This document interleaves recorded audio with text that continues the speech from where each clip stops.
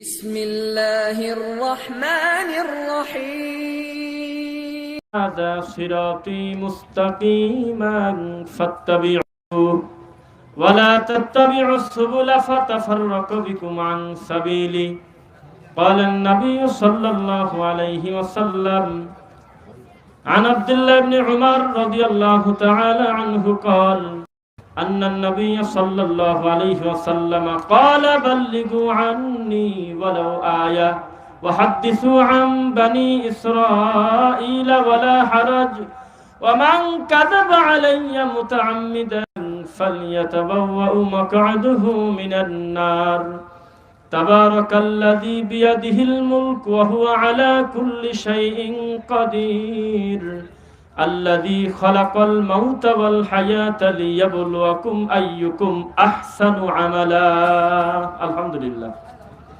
اللهم صل على محمد وعلى آل محمد كما صليت على إبراهيم وعلى آل إبراهيم إنك حميد مجيد اللهم بارك على محمد وعلى آل محمد كما باركت على إبراهيم وعلى آل إبراهيم إنك حميد مجيد الحمد لله সকল প্রশংসা আল্লাহর জন্য আল্লাহর দরবারে শুকরিয়া আদায় করছি আলহামদুলিল্লাহ শান্তি অবতীর্ণ হোক আল্লাহ রাসূলের উপরে সাল্লাল্লাহু আলাইহি ওয়াসাল্লাম আল্লাহুম্মা সাল্লি আলাইহি আল্লাহুম্মা বারিক আলাইহি কেমন আছেন সকলে আবার বলেন কেমন আছেন সকলে করোনা এখন যে পরিমাণ আছে যে পরিস্থিতিতে আছে এর চাইতে যদি আগামীকাল সকালে 10 গুণ আরো বেশি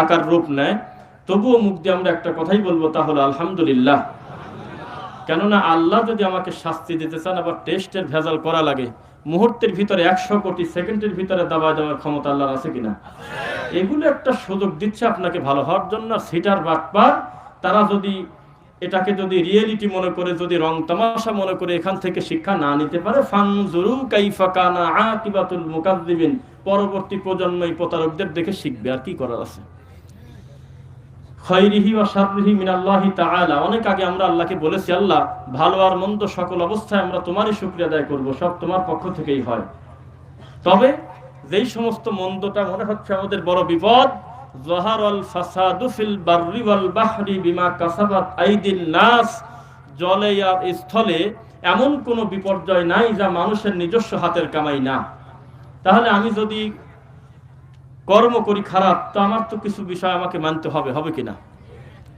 তো যাই হোক যে কথা বোঝাতে চাচ্ছিলাম এগুলো আল্লাহ মাথা ঝাঁকি দিচ্ছেন এগুলো বিভিন্নভাবে সুযোগ দিচ্ছেন আপনাকে ফিরে আসার জন্য তাছাড়া একটা লাশ আজকে যদি কবরস্থ করে আসেন 10 দিন 15 দিন 1 মাস পর ওই লাশ বহু শিয়াল দেখবেন যে লাশের এই লাশ উঠে নিয়ে চলে গেছে কবর ফাঁকা হাড় হাড্ডি 2-4টা পড়ে থাকে না 2 মাস 6 মাস পর ওই কবরের উপরে আরো কবর হচ্ছে না হচ্ছে কিনা ফিরাউনের লাশটাকে বিবাদানি কালি তাকুনা লিমান খালফাকা আয়া একেবারে নিদর্শন করে আল্লাহ হাজার হাজার বছর অক্ষত রাখছেন এটা আল্লাহ পারেন কিনা পারেন এটা এক্সেপশনাল আল্লাহ বলতেছে আমি নারকেল গাছে পেয়ারা দেই না জাম গাছে আম দেই না এটা স্বাভাবিক প্রক্রিয়াতে যা হওয়ার দরকার তাই হয় তবে ব্যতিক্রম কিছু করি এটার মানে হলো আমি আল্লাহ যে বৃষ্টির ভিতরে রোদ দিতে পারি এই ক্ষমতা আমার আছে আমি আম গাছে পেয়ারা দিতে পারি দেই আর না দেই দিতে যে পারি এই বিশ্বাসটা তোমার থাকা উচিত কথা বুঝতে পারলেন এখন এই করোনা বলেন অন্যান্য যে সমস্ত রোগবালাই যাই কিছু বলেন আমরা মনে করবো যে আল্লাহ এটা তোমার পক্ষ থেকে নিয়ামত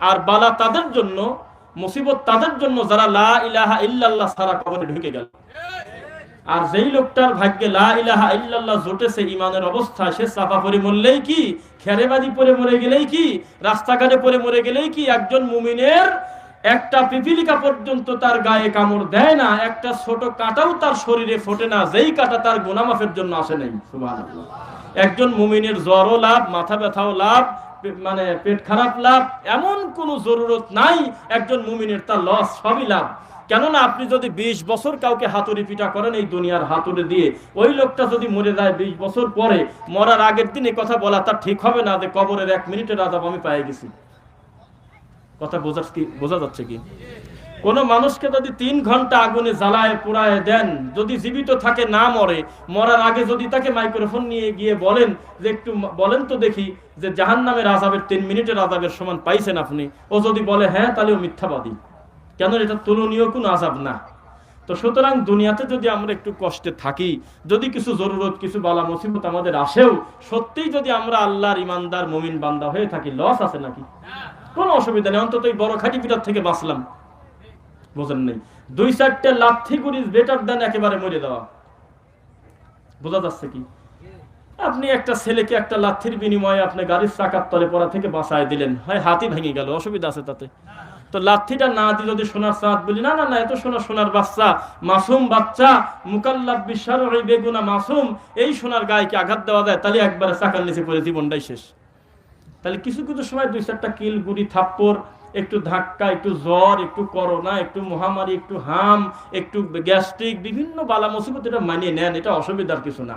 অনন্তকালের জান্নাত আপনার জন্য রেডি আছে ইনশাআল্লাহ। এটা খুব বেশি বড় বিপদ না। মাতা নাসরুল্লাহ নবীর মুখ দিয়ে বের হচ্ছে যে আপনি আর কবে সাহায্য দিবেন। তার চাইতে তো ভালো আছি আমরা নাকি? অনেক ভালো আছি আমরা। তাও আবার শুকরিয়া আদায় করছি আলহামদুলিল্লাহ। আপনারা আবার বলেন, আপনারা কেমন আছেন? আলহামদুলিল্লাহ। কথা বলবো তো আজকে ইনশাআল্লাহ। এটা আমাদের ঘরের কথা, আজকে আমাদের ঘরের মানুষকে নিয়ে বসেছি আলহামদুলিল্লাহ। এই জন্য আমরা প্রাণ ভরে 2টা কথা শুনবো। আমার বক্তব্যের আজকে আলোচ্য বিষয় শুনবেন, কি বলবো? আলোচ্য বিষয় হলো বেশি আমল সমান সমান সুন্দর আমল। বেশি আমল বনাম সুন্দর আমল ইনশাআল্লাহ। আল্লাযী খালাকাল মাউতা ওয়াল হায়াতা লিয়াবলুয়াকুম আইয়ুকুম আহসানু আমালা। সূরা মুলক আল্লাহ সুবহানাহু ওয়া তাআলা বলতেছে, আমি তোমাদেরকে হায়াত আর মউত সৃষ্টি করেছি এই কারণে কে কার চাইতে কর্মে উত্তম। আপনি রাগ করবেন না, আমাদের ওই হুজুরদের আল্লাহ অন্য কারণে ভালোবাসুক, এই কারণে যে ভালো না বাসে মাফ করে দিয়ে দিক। তারা মানুষ। আমাদের কি বোঝাইছে আপনি জানেন?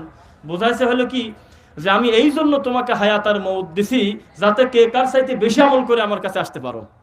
একটা লম্বা সময় এটা আমাদের বোঝানো হয়েছে। তা আমরা খালি রাকাত সংখ্যা বাড়া গেছি সমানে, ও 80 রাকাত পারে আমি 120 রাকাত মেরে দেবো, মানে রাকাত সংখ্যার প্রতিযোগিতা করছি। বিশ্বাস করেন এটাই হয়েছে।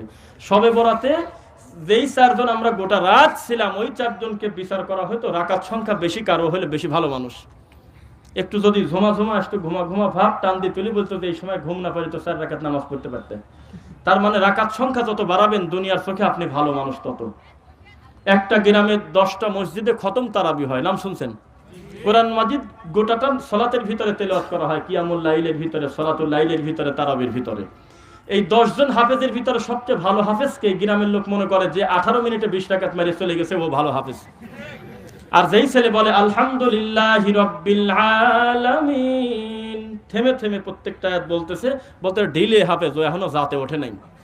ওর মতন একটা নেওয়া 10 দিন পর্যন্ত পড়া লাগবে, এটা একটা গতি। এটা লম্বা সময় আমরা ধর্মটাকে এভাবেই বুঝেছি। যার মুখ যত চালু, বিশ্বাস করেন অনেক সুন্দর ছেলে ফেলে, অনেক সুন্দর কোরআন তেলাওয়াত। একই সঙ্গে আমরা 10 জন হাফেজ খতম তারাবি পড়াতাম হাফেজ হওয়ার পর। এটা আমাদের কথা বলতেছি আমরা। 10 জনই হয়তো কিছু সময় এক পাশে আমরা মাদ্রাসায় এসে খাওয়া দাওয়া করে ঘুমাই।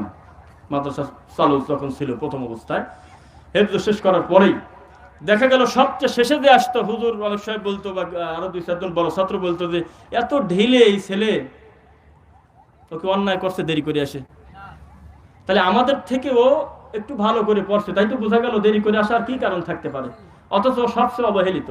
আর গ্রামের লোকজন হাফেজ যাচাই করার সময় বলে যে অমকের ছেলে নেও, এক টানে একারে 17 মিনিটে মারিয়ে দিচ্ছে 20 টাকা। মানে ওই কি খোঁজে, বিশ্বাস করেন ওই কি খোঁজে খালি। আর যেই ছেলে 1.5 ঘন্টা 2 ঘন্টা পরে 8 রাকাত 20 রাকাত তারাবি পড়ে, ও কোনো নাম করা হাফেজ হয় না, ওর কোনো নাম টাম নাই। তাহলে রাকাত সংখ্যার প্রতি বেশি গুরুত্ব দিলাম না কোয়ালিটির উপর বেশি গুরুত্ব দিলাম? এটা একটা লম্বা সময় আমরা ধর্মটাকে এভাবেই বুঝেছি উপমহাদেশে আমরা। আপনার খারাপ লাগলে আজকে কথা কিছু শুনবো ইনশাআল্লাহ। আজকে আল্লাহ সুবহানাহু ওয়া তাআলা তিনি আমাদের সৃষ্টিকর্তা না? খালেক হিসেবে সেই আল্লাহকে আমাদের জন্য যথেষ্ট না? আপনার আর আমার মাথায় কোন বুদ্ধি থাকতে পারে যেই বুদ্ধি আল্লাহর নাই? আল্লাহু আকবার। সব তিনি জানেন, সব ক্ষমতা তার হাতে। সেই আল্লাহ সুবহানাহু ওয়া তাআলা এখানে বলতে পারতেন যে আল্লাযী খালাকাল মাউতা ওয়াল হায়াতা লিয়াবলুয়াকুম আইয়ুকুম আহসানু, বাদ দিয়ে যদি বলতেন আমলে বেশি বেশি করতে পারে কে, অনেক বেশি কাসির, বেশি বেশি আকসার আমালা, বেশি বেশি আমল করে আমি আল্লাহর কাছে যে ঢুকে পড়বে ও হলো সবচেয়ে বেশি দামি মানুষ। এটা তো স্বাভাবিক মনে হচ্ছিল, বললে ভালোই হতো, কিন্তু আহসানু আমালা বললো, যদিও বলছে এক কথা, আমরা টানি নিয়ে আসলাম অন্যটা। বলতেছে ইন্নাল্লাহা মালাইকাতাহু ইউসাল্লুনা আলান নবী ইয়া আইয়ুহাল্লাযীনা আমানু সাল্লু আলাইহি ওয়া সাল্লিমু তাসলিমা। আল্লাহর কথা না? তা আমি মনে করছি এটা হলো মিলাদ পড়ার খাস দোয়া। আমি দরুদ, যেটা মূল দরুদ, সেটা বাদ রেখে আমি ওটা খাটো করে টানিয়ে চলে যাচ্ছি সাল্লাল্লাহ। তাহলে আল্লাহ বোঝাচ্ছে একটা, কিন্তু আমি বুঝতেছি আর একটা, ঠিক কিনা? আল্লাহকে এইটাই বুঝাইছিল আপনাকে। আল্লাহ বললেন যে অনুনাজ্জিলু মিনাল কুরআনি মা হুয়া শিফাউ ওয়া রাহমাতুল লিল মুমিনিন। গোটা কোরআন মাজিদটা আমি শিফা হিসেবে তৈরি করছি। তুমি নিজে কোরআন মাজিদ পড়ো। কোয়েল আছে আশপাশে, অনুনাজ্জিলু মিনাল কুরআনি মা হুয়া শিফা। আমার এই গোটা কোরআন মাজিদটা নাজিল হয়েছে তোমার জন্য শিফা। সুবহানাল্লাহ। এখন হুজুর মনে করছে আমি কাটি প্যাকেট করে গলায় দিলে দিলি হয়ে গেল শিফা, চিকিৎসা। অথচ আল্লাহ ওইটা বোঝায় নাই। আল্লাহ বুঝাইছে কি, যে একটা মানুষ ওর চাইতে বড় রোগী আর কি হতে পারে? যার ভিতরে শিরিক রয়েছে, যার ভিতরে কুফর রয়েছে, ওর চাইতে বড় রোগী আর দুনিয়ায় হয়? এই লোকটার জন্য সবচাইতে উত্তম চিকিৎসা হলে আমি আল্লাহর কোরআন মাজিদ। এটা কোরআনই সম্ভবত না, এটা হলে আমি আল্লাহর কোরআন মাজিদ। এই কোরআন যদি কোনো বান্দা পড়ে তাহলে প্রতি হরফে 10 নেকি। কথা কি বোঝা গেল? 10টা নেকি পাবে সে। ফালাহু আশরু আমসালিহা। একটা হরফও যদি পড়ে প্রতি হরফে 10টা নেকি পাবে। আর এই অনুযায়ী নিজে আমল করবে, অন্যকে বলবে, তাহলে আল্লাহর কোরআন মাজিদের সৌন্দর্য মানুষের কাছে প্রকাশ হয়। এটাই তো বুঝলেন নাকি? এখন আমি মনে করলাম যে এত ভেজাল তো আমার না, যেহেতু এটা চিকিৎসা, তাহলে আমি কাটি আমি মানুষের গলায় ঝুলে দিয়ে দেবো। তাহলে আমরা কিন্তু অন্যটা বুঝি। আল্লাহর মুখের কথাটা উল্টায় দিছি কিনা একটু বলেন তো একবার। আল্লাহ বলল আহসানু আমালা। পৃথিবীর ইতিহাসে সলফে সলেহিন থেকে কোন মুহাদ্দিসিনে কেরামের এই চিন্তা মাথায় যায় নাই যে আহসানু আমালার অনুবাদ আমরা তাফসিরে লিখে রাখবো, বেশি বেশি আমল যে করতে পারে। এটা করে নাই, কোনোদিনও লেখে নাই কেউ। সকলেই লেখছে আহসানু আমালা শব্দের অর্থ আমালুন সালেহ, নেক আমল। আমলটা হবে মুহাম্মদ সাল্লাল্লাহু আলাইহি ওয়াসাল্লামের হুবহু অনুসরণে। ওইটার নাম হয় হিসাব নিকাশ করা। তখন এই সালাতের নিজস্ব সৌন্দর্য আমরা হারায় ফেলছি। কথা বুঝেন নাই মনে হয়? আমরা সালাতের মূল সৌন্দর্য থেকে চলে গেছি রাকাত সংখ্যা বাড়ানোর জন্য। ইসলাম কি কঠিন এটা মনে করেন আপনারা?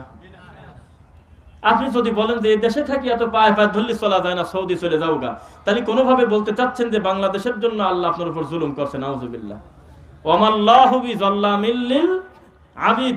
আল্লাহ বলতেছে আমি আমার আবেদ, আমার দাসের উপরে জুলুম করা হারাম করে নিছি। সুবহানাল্লাহ। ইন্নী হারামতু যুলমা আলাই। আমি আল্লাহ নিজেই বলতেছি আমার দাসের উপরে জুলুম আমি করি না। তাহলে আমি যদি বলি আল্লাহর হুকুম বিধানটা খুব জটিল, খুব কঠিন, মানা কষ্টকর, এই দেশে থেকে মানা যাবে না, আমি পরোক্ষভাবে আল্লাহর উপরে দোষারোপ করতেছি না? কথা বলতেছেন নাকি সাইডে? কোনো কথা না বলে একটু সামনের দিকে আগে আসবেন। আর ওখানে খুব বেশি প্রয়োজন না থাকলে দিনী ভাইয়েরা একটু কষ্ট করে আপনারা এইদিকে চলে আসবেন ইনশাআল্লাহ। তো যে কথা বলতেছিলাম, আল্লাহ সুবহানাহু ওয়া তাআলা আমাদের বললেনটা কি আর আমরা করলামটা কি? মানুষ যদি আল্লাহর দেখানো পথে যদি শান্তি খুঁজে না পায়, অন্য পথে গিয়ে যদি বলে পাইছি সুখ, ওটা কি সুখ হলো? যেই লোক বলতেছে সালাত ঠিকমতো আদায় না করলে অন্তরের কোনো ত্রুটি নাই, ভালো আছে, ওটা কি মন ভালো হলো? যেই মন 5 ওয়াক্ত সালাতে আল্লাহকে সিজদা দেওয়াতে পারে না, ওটা অসুস্থ মন। তো সুতরাং যারা জাগতিকভাবে মনে করতেছে পর্যাপ্ত জিলাপি নিয়ে আমরা খুশি আছি, অগণিত তাবিজের ভিড়ে আমরা ভালোই আছি, লাখো টাকার হাদিয়ার ভিড়ে তো আমাদের চাপে, আমাদের নারায়ে তাকবীর, আমাদের মারহাবার, আমাদের গতির কাছে ওরা তো ঢাকা পড়ে গেছে, আমরাই সবচেয়ে বেশি মাঠে। মূলত তুমি অসুস্থ, তুমি রোগী।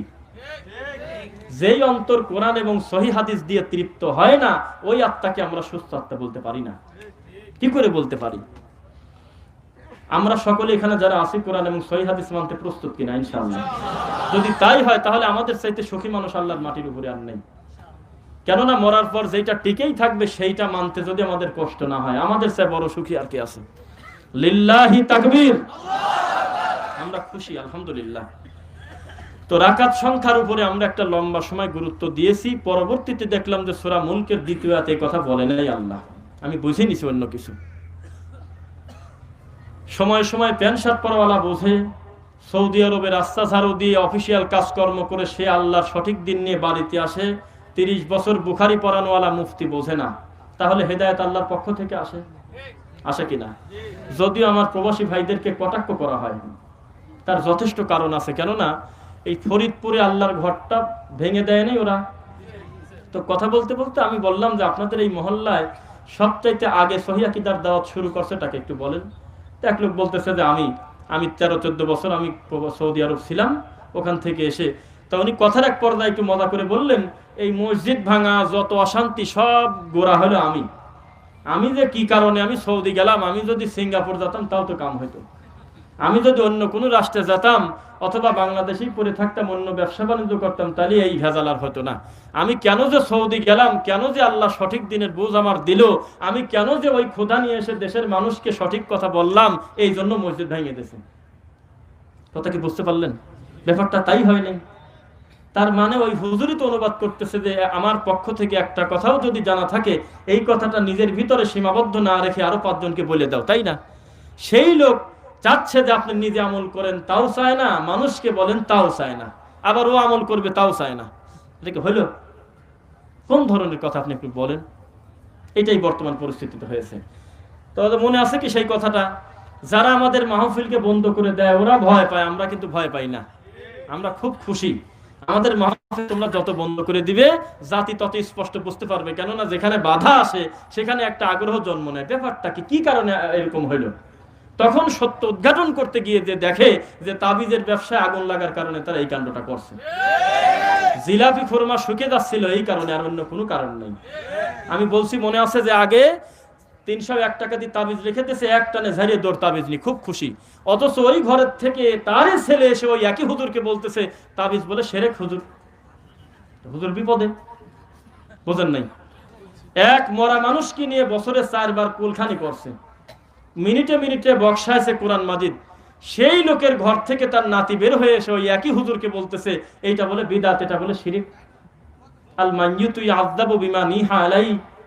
এইভাবে মানুষকে জড়ো করে, মৃত মানুষকে কেন্দ্র করে আনুষ্ঠানিকতা করলে নাকি মৃত মানুষকে কষ্ট দেওয়া হয়।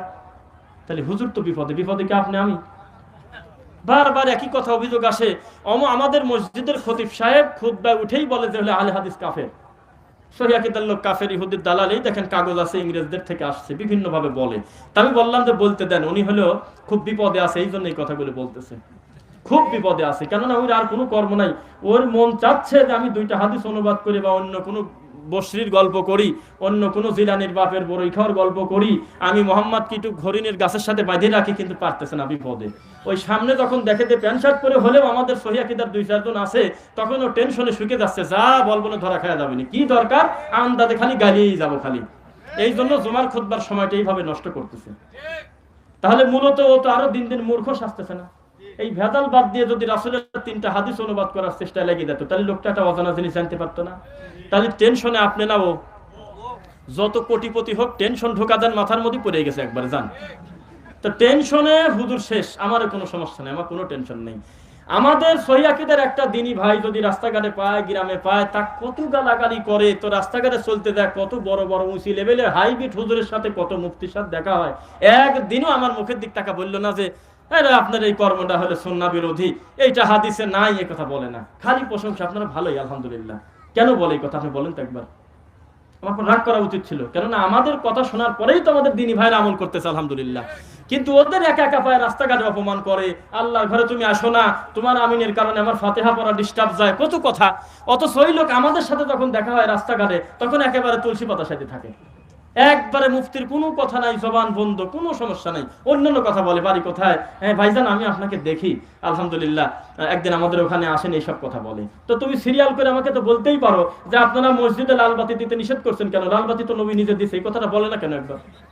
তার মানে ও মোটে জানে যে পাকা শয়তানি করতেছে আমি মাঠে, আর এই সত্য যারা ডেলিভারি দেয় ওই লোকের সামনে আমি কিছুই না, আমার এগুলি বলে লাভ হবে না। এই জন্য এত সময় বসে থাকি, কোনো না কোনো ভাবে তারা আমাদেরকে খোসাক, এই খোসানোর কারণে আমরা সত্যটা তাদেরকে বলে দেই, কিছুই কয় না। অথচ একই লোক বাড়িতে যায়, অসহায় 2-4টা যুবক ছেলে বা সঠিক দিন যারা মানে তাদেরকে ওহাবি, ফিতনাবাজ, কাফের বলে বলে গালাগালি করে। তাহলে এখন মানুষ এগুলো বুঝতেছে না? বুঝতেছে কিনা? সত্য মানুষ বুঝতেছে আলহামদুলিল্লাহ। মানুষের ব্রেন এখন এমন সহজ হয়ে গেছে যে দিন মেনে নিতে কষ্ট নাই। তবে আমরা মনে করি একজন জাহেল, দিন ধর্ম না জানা মানুষের হেদায়েত পেতে যত সহজ, তথাকথিত মুফতির হেদায়েত পেতে অত সহজ না। কারণ ও একেবারে সিদ্ধান্ত নিয়ে ঘোষণা দিয়ে মাঠে নামছে যে বেদাত আমি চাষ করবো একবারে মাঠে। আর ওই বেচারা তো জানে না, তা ওর কাছে সত্য মিথ্যা পৌঁছাই নাই। আপনি আপনার মতো করে যদি সঠিকটা ভালো করে বোঝান, আমরা আশা করি দিনের ক্ষেত্রে কিছু উপকার হবে। আর মুফতি তো আগেই মাথায় প্যাকেট করে নিয়ে আসে যে না যাই বলুক ওরা হলো ইহুদির দালাল। কথা কি বুঝতে পারলেন? আমি ওই এমনি তো আমাদের গালাগালি করেই কত, তা আমি একটা কমেন্ট মাঝে মধ্যে পড়ি। আমি একটা জায়গায় দেখলাম, আমি বলছি বিসমিল্লাহির রহমানির রহিম, এই কথা বলে সূরা ইখলাস আমি 3 বার পড়ছি। পরে বলছি এইভাবে যদি কেউ পড়ে তাহলে গোটা কোরআন মাজিদ একবার খতম করলে যত নেকি হয় তত নেকি। আচ্ছা বলেন তো, এখানে কোনো দলের গন্ধ পাইছেন আপনি? এখানে কোনো অন্য সুন্নি ওয়াহাবি আছে? তার দেখছি দুই একজন কমেন্টে লেখছে তুই হলো ইহুদির দালাল। তার মানে ওকল সিদ্ধান্ত নিয়েই আছে যে আমার কর্মই হলে ওদের গালাগালি করা। ওকল বুঝে শুনে গালিচ্ছে না, আপনি ভুল করতেছেন সেই জন্য গালিচ্ছে তা কিন্তু না। আপনাকে আমি অপবাদ দেবো এই জন্য আপনার অপরাধ করা জরুরি না। আপনাকে আমি গালি দেবো আপনি পাপ করা জরুরি না। আমার মানসিকতা খারাপ হলেই যথেষ্ট। শোনা যাচ্ছে না কথা মনে হয়? আপনাকে আমি বিনা কারণে গালিগালাজ করব এটার জন্য বিশেষ কোনো কারণ না। আপনি ভালো মানুষ, তাও আমি গালি দিতে পারি আমার মানসিকতার কারণে, পারি কিনা? তো জাতি এখন বসতেছে, খুব বিপদে আছে। বিশ্বাস করেন এত টেনশন শেষ নাই। মাঝে মধ্যে কিয়াম করে, মাঝে মধ্যে করে না, বসে পড়ে। মানে কি যে ওই একই লোক কিছুদিন আগে ঝাঁকি দিয়ে মানে টাইনিয়ে চলে গেছে ইল্লাল্লাহর হুটান, এই লোক এখন কুমা দিছে। তা আপনি কুমা দিচ্ছেন কত? এগুলো খুব বেশি জরুরি না। মাঝে মধ্যে করেন, মাঝে মধ্যে সারেন, অসুবিধা নেই। ভালো ভালো মানুষ মুনাজাতে কাঁদি অস্থির করে ফেলা দেয়। ও বলছে যে আর দোয়া মুখ হলো ইবাদত, দোয়াই তো হলো ইবাদত। এই কথা বলে মোনাজাত বৈধ করা হুজুর মাঝে মধ্যে ছাড়িয়ে দিচ্ছে। বিশ্বাস করেন ছাড়িয়ে দিচ্ছে, করে না। অল্প মুসল্লি আছে, উনি ওই দোয়াটা করে একে উঠে যাচ্ছে। তো বলে যে চলে যাচ্ছেন, কয় না করা লাগবে, মনে করে করার দরকার নেই। মাঝে মধ্যে ছাড়েন, মাঝে মধ্যে করেন, তার টেনশন ঢুকে দেয়নি ওর মাথায়। হুজুরের কত তফিল শক্ত, হুজুর কত বড় বিদাতি, হুজুরের কত বড় বিদ্যা।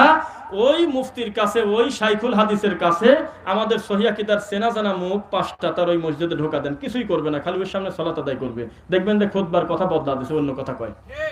বাপ মার ওয়াজ করবে, অন্যায় হক হালালের ব্যাপারে, আর আমলের কথা কয় না। জানতে ধরা পড়ে যাবো না। আমাদের লোক দেখে ভয় ওরা পায় না, ওদের দেখে আমরা ভয় পাই। ওদের দেখে আমরা যদি ভয় পাই, এমনও জায়গা আছে হাজারো একজন আমাদের সংখ্যায় নাই, তাও তো আমাদের চিন্তা নাই। চিন্তা আছে কি? পৃথিবীর শ্রেষ্ঠ মানুষ মুহাম্মদ সাল্লাল্লাহু আলাইহি ওয়াসাল্লামের জনপ্রিয়তা লাগে না? ওয়া ইন তুতি আকসারা মান ফিল আরদি ইদিল্লুকা আন সাবিলিল্লাহ। মুহাম্মদ সাল্লাল্লাহু আলাইহি ওয়াসাল্লাম আপনি বাড়ি বাড়ি ঘুরে প্রত্যেকটা মাথা গুনে গুনে হিসাব করে সকলের মতামত নিয়ে ধর্ম চালাতে যায়েন না। মানুষের স্বভাব হলো মানুষকে ডাইভার্ট করে অন্য রাস্তায় ফিরিয়ে দাও। একে হুঁশ আন্দাজে চলে সব মানুষ। আপনাকে চালাবে হলো ওহী, জিবরাইলকে দিয়ে যা বলি তাই মতো চলেন, আপনি মানুষের কথা মতো চলেন না। আমরা সংখ্যায় কি বিশ্বাসী? সংখ্যার বিবেচনা কি সত্যের মাপকাঠি হতে পারে? সবচাইতে নারায়ে তাকবীরের ভিড়ে, সবচাইতে মারহাবার ভিড়ে রাসূলের সুন্নাহ দিন দিন কোরবানি হচ্ছে, জানেন আপনি? কোনো কারণ নেই, একাই খালি চেঁচায়, খালি চেঁচায়। মানুষ মনে করতেছে মাঠ গরম, এর চাইতে ভালো বাজার কি হতে পারে? অথচ তার কাছে 2টা সুন্নাহর কথা বলেন, বলবে ছোটখাটো বলে মন খারাপ করবে। সুন্নাহ দেখে যে ভয় পায়, ওর চাইতে বড় ভীতু, বড় কাপড় সেই মাটির উপরে আছে বলে মনে করেন। বিদাত দেখে যে আত্মতৃপ্তি বোধ করে, বিদাতিকে তিনি সমর্থন করে, তার চাইতে বড় জালেম মাটির উপরে আছে বলে মনে করেন আপনি? সুন্নাহ দেখে যে আত্মতৃপ্তি পায়, নবীজির একটা ছোট সুন্নাত কেউ ছোটখাটো বলে ব্যঙ্গ করে না, তার চাইতে তৃপ্ত খুশি মানুষ কি খুঁজে পাবেন মাটির উপরে? আর ওরা আমাদের কি বলে জানেন? বলতেছে যে না এই আমলটা তো আমাদের না, এটা হলো ওদের।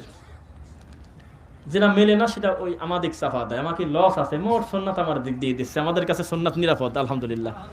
এই সুযোগে এই প্রতারক রাসূল সাল্লাল্লাহু আলাইহি ওয়াসাল্লামের চূড়ান্ত সুন্নাহ থেকে মানে পড়ে আছে ফাঁকে, আমার লস আছে নাকি? তার সাথে পামির আলী পায় না, এটা আমার কাম, এটা হলো ওই রে কাম, ওরে আহলে হাদিস করে। এই কথা বলি, রাসূল সাল্লাল্লাহু আলাইহি ওয়াসাল্লামের সুন্দর সুন্দর সুন্নাতগুলি ঠেলে আমাদের দিক দিয়ে দিচ্ছে, ক্ষতি হচ্ছে আমাদের। আমাদের কাছে আল্লাহর নবীর সুন্নাত নিরাপদ, ওর কাছে বোঝা ফিতনাবাজ, বিপদে ডবল পড়লো না। এমনি আমল তো করেই না, আবার ঠেলে আমাদের দিক উপকার করে দিয়ে দিচ্ছে। কোনো অসুবিধা নেই, খালি মানিয়ে নেবেন। যত হুজুরে বলবেন, যত ফিতনার সিরিয়াল আছে ঢাইলে আমাদের দিক দিয়ে দেন, ওটা সুন্নাত মেশিনে টিকলে আমরা মানিয়ে নেব। সামিউনা ওয়া আতাওয়ানা। আমাদের বিশ্বাস হলে হে মুহাম্মদ সাল্লাল্লাহু আলাইহি ওয়াসাল্লাম তোমার কথা আর আল্লাহর কথা যেখানে শুনবো, শোনার সাথে সাথে মানিয়ে নেব। সাথে সাথে মানা সহজ, দেরি করে মানা কঠিন। দেখবেন একটা মুসি জুতা সেলাই করতে করতে আমাকে বলতেছে আয়াতুল কুরসি পড়বেন, খুব ফজিলত। জানেভাবে সালাম ফিরানোর পর পড়বেন, তাহলে জান্নাতে আপনি ঢুকে গেছেন, নিশ্চিত থাকেন ইনশাআল্লাহ। খালি মরে গেলেই কাম। আমার অন্তরে যদি বক্রতা থাকে, তাহলে আমি ভাববো যে এটা মুসি মেথরের কথা কি করে শুনি আমি। আবার আরেকটা চিন্তা মাথায় আসতে পারে যে যত ভালো কথাই বলুক, আমার উপর তালার বড় ঠাকুর তার বলে নাই, যতই হাদিসে থাকুক, এটার ব্যাখ্যা তো আমার হুজুর কয়া দেয়নি যে আমল করা লাগবে। আগে জিজ্ঞাসা করি দেখি উপরতলার থেকে, বুঝে নিচ্ছেন তো, উপরতলা থেকে এটা ডেলিভারি পাস করে দিয়েছে কিনা। যদি বলে যে না বাবা এটা রহিত হয়ে গেছে, এটা উটের নারী ভুড়ি দিতে একটু বাদ দরকার নাই, তাহলে আমি ধরবো যে এটা ফিতনাবাদ, এটা চলতেছে না। আর আমাদের কোনো ভেজাল নাই। এই মাটির উপরে যে কোনো লোকের থেকে যদি রাসূল সাল্লাল্লাহু আলাইহি ওয়াসাল্লামের কোনো সুন্নাহর খবর পাই, বিল বাইয়িনাতি ওয়াজ জুবুর, দলিল প্রমাণ যদি ক্লিয়ার হয়ে যায়, সঙ্গে সঙ্গে সামি'না ওয়া আতা'না, শুনলাম কি মানলাম। আমরা সুখী না ওরা সুখী? ভেজালে খুব ভেজালে আছে, বিশ্বাস করেন। খুব জালসা মাহফিল করার পরে আমি বাদে আরো 3 জন বক্তা ছিল, ওরা যে পরিমাণ খুশি হয়ে গেছে টাকা মাকা নিয়ে, ওর চাইতে বেশি খুশি হয়েছিলাম আমি 20-30 জন লোক নিয়ে নারায়ণগঞ্জে প্রোগ্রাম করতে দিলে না ফিরে দেয়। বিশ্বাস করেন, জানেন না তাই। কেননা আমার আত্মতৃপ্তি নিয়ে যাচ্ছিলাম যে গ্রামের মানুষ জানুক কোনো না কোনো ভাবে এই ওয়াহাবিরা আমাদের দেশে ঢুকছে। তো একবার এই টেনশনে হুজুরে খাওয়া লাগবে না একবার কোনো না কোনো দিন। ওই হুজুর কোনো না কোনো দিন মাথায় নিক যে না, সারা জীবন আমার জিলাপি দিয়ে সবকিছু ঢেকে রাখতে পারবো না, আজকে আসি ফিরে গেল, কালকে আবার একেবারে মঞ্চেতে ফিরে যাবে নি, এটাকে বাসার থেকে গেল, এরপর থেকে 8 ঘন্টা ওয়াজ করে ফিরে যাবে, এরপর থেকে এমন হলো যে সাথে আমি ওই মঞ্চে নাই বসতে পারি, এরকম না হয়। তাহলে আমাদের লস আছে কি? কোনো না কোনো ভাবে সত্যটা মানুষের কাছে পৌঁছাক। আমরা এত কষ্ট করে চ্যালেঞ্জ করে বলি যে হুজুর আপনি রাগ করেন কেন, আমাদের গোটা বক্তব্য সিরিয়াল করে আপনি টানেন, 1.5 ঘন্টা 2 ঘন্টার বক্তব্যে একটা বার বলি না ভাইরে আপনি অমুক দলের দিকে আসেন, আমাদের একটা তরিকা আছে, ওই তরিকার নাম লেখা দেন, তাহলে জান্নাতে যাবেন। এই কথা বলছি আমরা মুখ দিয়ে কোনোদিন? আমরা বলি যে আল্লাহর দিকে যাও, মুহাম্মদ সাল্লাল্লাহু আলাইহি ওয়াসাল্লামের দিকে যাও। এটা কি অপরাধ হতে পারে বলেন তো একবার? কোনোদিন এটা অপরাধ হতে পারে না। সুন্নাহ যারা মানতে নারাজ, সুন্নাহ যাদের কাছে নিরাপদ না, তারা ছোটখাটো বলে ব্যঙ্গ করে সরায় দিচ্ছে। আমাদের কাছে মুহাম্মদ সাল্লাল্লাহু আলাইহি ওয়াসাল্লামের সুন্নাহ নিরাপদ, আলহামদুলিল্লাহ। আমাদের কাছে নিরাপদ, আমাদের কাছে নবী মুহাম্মদ সাল্লাল্লাহু আলাইহি ওয়াসাল্লামের কোনো সুন্নাহ তো অনিরাপদ না, আলহামদুলিল্লাহ, আমাদের কাছে নিরাপদ। যে কথা বলতেছিলাম, আমরা সুন্দর আমল চাই না বেশি আমল চাই? বেশি কথাটা এখানে চলে না কেন জানেন? আমি পরে ভাবলাম যে ব্যাপারটা কি, বেশি আমলের কথা লেখে নাই কেন। পরবর্তীতে বুঝতে পারলাম যে বেশি আমল দিয়ে, বেশি বলতে বেশি বোঝায় না। আপনি পারেন 20 কেজি 30 কেজি দেওয়া মানে বেশি না? কথা বোঝেন না দেখি। প্রতিদিন 1 কিলো হাঁটেন, এটা হলে একটা স্বাভাবিক সীমারেখা। আজকে 3 কিলো হাঁটলেন, 2 কেজি বেশি হাঁটলেন না? তো আল্লাহ আপনার ইবাদত বেশি দেবে, এটা আপনি কি করে মাথায় নিলেন? যেই আল্লাহ প্রতিদিন 7 আসমান থেকে নামিয়ে আসি প্রথম আসমানে আপনার গুনাহ মাফের জন্য ডাকে, ওই আল্লাহ কি করে আপনার বোঝা বেশি চাপাতে পারে? উনি ইবাদত অল্প দিয়েছে আমার বান্দার যাতে জুলুম না হয়, কিন্তু আপনি টানি রাবারের মতো বলাইছেন ওইগুলি। এক একটা সুন্নাতকে ঢেকে আছে অন্তত 30টা কচুরিপানা নোংরা বিদাত কুসংস্কার দিয়ে, জানেন আপনি? এখন এই কুসংস্কার, এই কচুরিপানা টানি সরাবের গেলি, এই কচুরিপানা যারা পরবর্তীতে দিছে তারে ভেজাল, আর কোনো কারণ না, কোনো কারণ না। এত অপবাদ দাও, একটু শর্ট করে এই অপবাদ দাও না কেন ওরা বিদাত করে, এত অপবাদ এত গালি দাও, শর্ট করে বলো যে ওরা মুশরিক, তা তো বলো না। আমরা রাত দিন বলি তোমার এই কর্মটা বিদাত, তুমি একটু সাহস করে আমাদের 5টা কি 10টা সিরিয়ালে বলো যে এই দলের ভিতরে এই 5টা 10টা বিদাত আছে, বলো তো, তা বলে না। তাই পৃথিবীতে পাপে তো আল্লাহর হকে সবচেয়ে বড় 2টা, একটা হলো মুহাম্মদ সাল্লাল্লাহু আলাইহি ওয়াসাল্লামকে না মানার নাম বিদাত, আল্লাহকে না মানার নাম হলো শিরিক, নাকি? এই 2টা অপরাধে যদি আমরা অপরাধী না হই, কোন অপরাধ আর আছে এর চাইতে বড় বলো তো দেখি? যে লোক মানুষ হত্যা করে ও নেকি মনে করে করেন, আপনি জানেন? মানুষ হত্যার চাইতে বিদাতি বেশি ভয়ঙ্কর, আমরা এই কথা বলতেই পারি। কেননা মানুষ হত্যা প্রতিদিন মানুষ করে না, বিপদে পড়েও কিন্তু মানুষ করে, মানুষের কামড় দেয়। দেখবেন আপনিও সাপ দেখে ভয় পাচ্ছেন, কোন দিক যাবো না যাবো, সাপও মনে করতেছে মরে সারলাম, এই ঘোষাঘুষি করতে করতে এটা কামড় দিয়ে বসছে। মূলত এমনও হতে পারে ও জীবন বাঁচানোর জন্য এই কামটা করল, ও আপনাকে বাসার থেকে টার্গেট করে নিয়ে আসে না এই ওকে কামড় দিয়ে মারিয়ে দেবো আমি। কথা বুঝতে পারলেন কি? বোঝা যাচ্ছে কথা? তো আমরা যে কথা বলতেছিলাম, বেশি আমল আমাদেরকে আল্লাহ দিয়ে বোঝা চাপাচ্ছেন, এটা মনে করেন না। আর বিদাত যে কথা বলতেছিলাম, বিদাত কেন এটার চাইতে বেশি খারাপ? পরের ঘরে ঢুকে প্রতিদিন জেনা করা যায়। যত বড় নিকৃষ্ট লোক হোক, ছেলে ফেলে বড় হলে চক্ষু লজ্জা ওই অন্যায় আর করে না। বহু মানুষ বহু জেনা ব্যভিচার করছে, পরবর্তীতে বিয়ে শাদী করার পর একটা ভারত্ব চলে আসছে শরীরে, সে আর ওই ধরনের নোংরা কাজ করে না, তওবা করে বহু লোক ভালো হয়ে গেছে, হয় নাই? কেননা ওই জেনা করার সময় কেউ বিসমিল্লাহ বলে না যে আমি একটা নেকিতে ঢুকে গেলাম, তা মনে করে না কেউ। কোনদিন কোন লোক একটা বদনা পর্যন্ত চুরি করার সময় ভাবে না যেহেতু এটা ছোট জিনিস, একটা বদনা চুরি করা নেকির কাছে, এটা মনে করে না কোনোদিন। জাগতিক সকল অন্যায়কে মানুষ অন্যায় মনে করেই করে, এই জন্য তার ফিরে আসার একটা সুযোগ কিন্তু থেকে গেল, যেহেতু লোকটা জানেই যে অন্যায়। অভাব অনটন চলে গেলে বা ভুলভ্রান্তি আল্লাহ কোনোদিন যদি হেদায়েত দেয়, হয়তো সঠিক পথে আসবে। কিন্তু বেদাতি আপনার আগে দৌড় দিয়ে জান্নাতে ঢুকতে চাচ্ছে, ও কি করে ফেরে? আপনি তাকায় আছেন হলো মুয়াজ্জিন যা বলে আপনিও তাই বলবেন, শুধু হাইয়া আলাস সালাহ আর হাইয়া আলাল ফালাহর সময় কি বলবেন? কিন্তু বিদাতি মনে করতেছে এটা যথেষ্ট না, আমার সোনার নবীর নাম চলে আসছে, আমি যখন সাল্লাল্লাহু আলাইহি ওয়াসাল্লাম আর মুহাম্মদ রাসূলুল্লাহ যখন বলবে আশহাদু আন্না মুহাম্মাদুর রাসূলুল্লাহ, আমি ফু দিয়ে মাথা ঝাঁকি দিয়ে চোখ মুছে চোখের জ্যোতি বাড়া ছাড়বো। এত পরিশ্রম যে লোক করতেছে আমার সোনার নবীর নাম শুনে সুমা টুমা দিয়ে প্রত্যেক নামে 3 বার করে মোছে, তাহলে ও কি জাহান্নামে যাওয়ার জন্য এই কাম করতেছে? ও কিন্তু চাচ্ছে আপনি হাঁটে গেলে ও দৌড় দিয়ে জান্নাতে যাবে। বুঝা মনে যাচ্ছে না? চুপ করে বসে আছে, কখন মুহাম্মদ রাসূলুল্লাহ শুনবো তখন আমি জ্যোতি বাড়াবো। কিন্তু ভুলটা করছে কোন জায়গায় এটা ও বোঝেই নাই। ওই একই লোকে আপনি বলেন যে এটা কেন করলেন, আপনি এই কেন কথাটা বললে আপনি ধমক খাবেন। কি বলো তুমি? আমার বয়স আজ 60 বছর, আমি এখনো চশমা ছাড়া কোরআন পড়ি, হলে আমার সোনার নবীর নাম শুনে চোখ মোছার কারণে চোখের জ্যোতি বেরিয়ে গেছে, এটা নামে বরকত আছে। তখন আপনি তাকে বলেন যে বাবাজি, যেই বরকতের আশায় আপনি রাসূলুল্লাহ শোনার সাথে সাথে চোখ মুছলেন, ওই রাসূলকে যিনি মাটির উপরে পাঠিয়েছেন তিনি হলেন মাখলুক, আর আল্লাহ যিনি পাঠিয়েছেন তিনি হলেন খালেক। এই আল্লাহর নাম শুনলেন আপনি কয়েকবার, আল্লাহ আল্লাহু আকবার আল্লাহু আকবার আশহাদু আল্লা ইলাহা ইল্লাল্লাহ পৃথিবীর শ্রেষ্ঠ বাক্য, এই সব শব্দে বরকত খুঁজে পেলেন না। ওই সময় তো চোখ মুখ মুছলেন না, যেই মাখলুকের নাম আসছে চোখ ডলি মুছলেন কেন? কথা ক্লিয়ার বোঝেন না মনে হয়? তার মানে আপনি আপনার মন মতো যেটাকে ভালো মনে করতেছেন সেটা ভালো নাও হতে পারে। আপনি আল্লাহর কাছে বারবার বলতেছেন যে এত দোয়া করি, এত হাত তুলে কাঁদি, আমাকে দেন না, আপনি আমাকে দেন না। এর ভিতরে না দেওয়ার ভিতরেও তো সফলতা থাকতে পারে, আপনি না বুঝতে পারেন।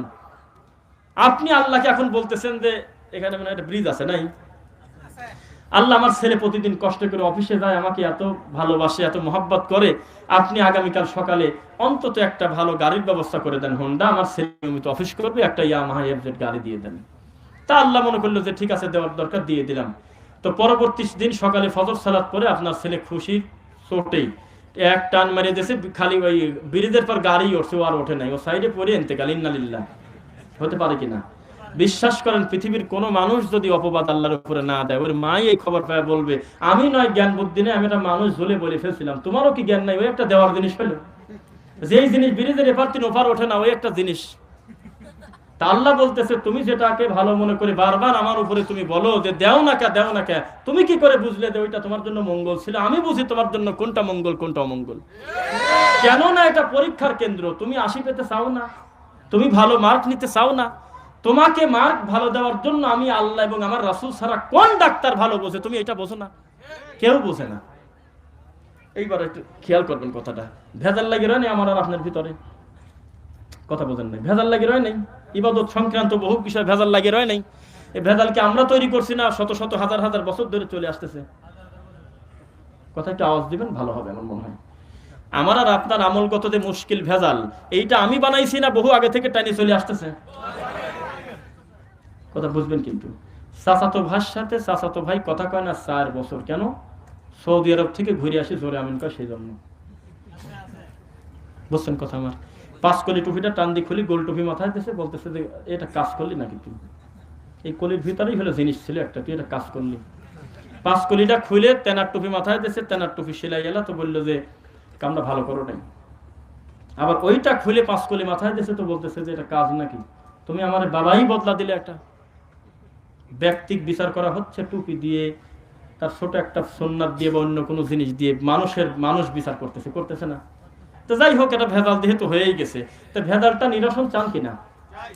তো এই মাটির উপরে কোন মানুষের ব্রেন বুদ্ধি আমার নবী মুহাম্মদের চাইতে বেশি সাল্লাল্লাহু আলাইহি সাল্লাম? বলেন তো একবার, নাম বলেন কোন লোকটার মাথায় আমার নবী মুহাম্মদ সাল্লাল্লাহু আলাইহি সাল্লামের চাইতে বেশি বুদ্ধি আছে? আছে এরকম? তা আপনি কোথায় যায় চাষির কবর, কোথায় চাষি কাঁদে, কোথায় ব্যাপারটা এরকম হয় নাই? আপনি কার কাছে দেওয়ার সমাধান চাচ্ছেন? আমার আর আপনার ভিতরে আমলগত যত সমস্যা সমাধান দেবে হলে কোরআন এবং রাসূলের সহিহ হাদিস। আপনি টাইনি চলে গেছেন হলে অন্য অধিকার বলতেছেন ওরা ফিতনাবাজ, ওরা ভাগ করে রাখছে। ভালো কথা, আমি ভাগ করছি, তুমি জোড়া দিলা কি করে? তোমার বাবাকে ডেকে নিয়ে আসি না, কোরআন আর হাদিস ডেকে নিয়ে আসি? তুমি খালি চাচা আর কবিরা ঐক্য চায় না, এরা হলো ফিতনাবাজ। এ দেশে কত কিছু হয়, এরা ঐক্যের কথা বলে না। তো কত তোমার চাই বেশি আমি চাই, আমি যাচ্ছি কোরআন আর হাদিস নি, তুমি আসতে চাও হলো ঠাকুর বাবার গল্প নিয়ে। তো এইভাবে হয় কোনোদিন? চলো দুইজন আমরা এক জায়গায় বসি, কোরআন আর হাদিস কেউ না কেউ নিয়ে আসুক, নিয়ে এসে মাঝখানে বসাক, আমরা চারদিক গোল হয়ে বসি। যেই লোকটা মাথা নত করে যাবে আর বলবে এই দুইটাই মানি নিলাম, ও হলে আমার ঐক্যের ভাই, আর যে বলবে যে এগুলো আমার বোঝা কাম না, আমার বাবা হুজুর পাশ করে দিয়েছে কিনা তারপর কথা, তাহলে আপনি মনে থাকেন যে অভিনয় করতেছে, মূলত ঐক্য চায় না। পাগল হয়েছেন নাকি আপনি?